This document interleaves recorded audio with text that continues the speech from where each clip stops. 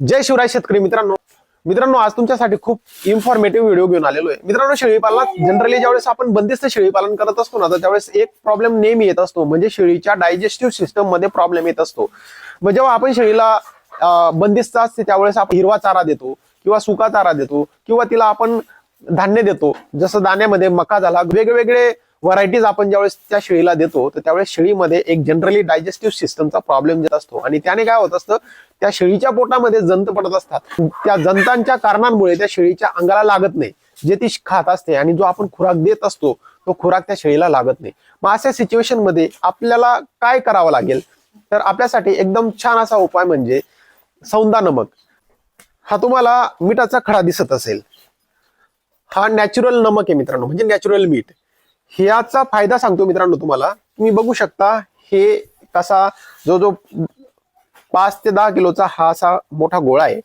हा गोळा काय करायचा आहे तुम्हाला, जसं अशा गवाणी असतात ना, गवाणींमध्ये त्याला ठेवून द्यायचा आहे असा।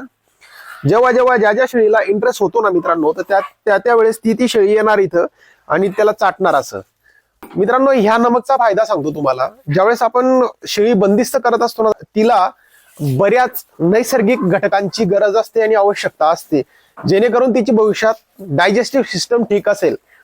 मग हे काम हे नमक करत असतं मित्रांनो। हे शेळीने जर हे चाटलं ना, तर तिची चयापचयची जी क्रिया असते ना, तिच्यामध्ये सुधार होत असते।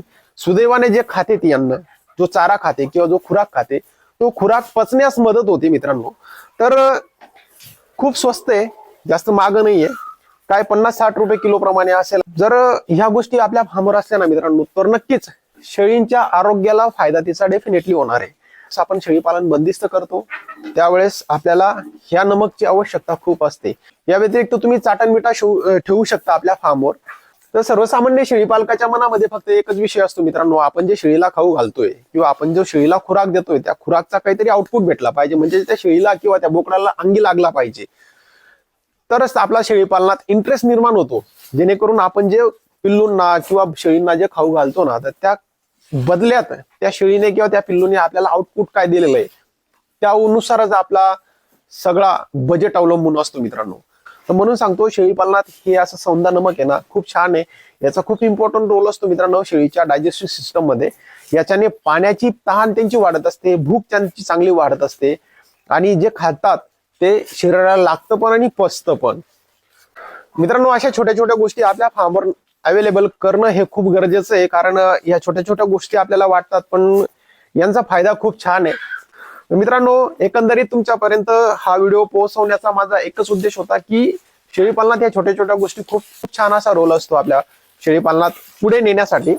मित्रांनो, आपला फार्म किंवा आपले अॅनिमल कसे वाटले नक्की सांगा, आपला व्हिडिओ कसा वाटला नक्की सांगा, आणि तुम्ही अजूनही चॅनल सबस्क्राईब केलं नसेल तर प्लीज चॅनल सबस्क्राईब करा, कारण अशाच इन्फॉर्मेटिव्ह व्हिडिओची आपण सिरीज चालू केलेली आपल्या शौर्य गोट फार्म या युट्यूब चॅनलवर। दररोज एक नवीन नवीन सब्जेक्ट असणार आहे, जेणेकरून तुमच्यापर्यंत काहीतरी वेगळी माहिती पोहोचेल। तर मित्रांनो, व्हिडिओ कसा वाटला, आवडला असेल तर नक्कीच चॅनलला सबस्क्राईब करा आणि लाईक करा आणि शेअर करा। थांबतो इथं। जय शिवराय।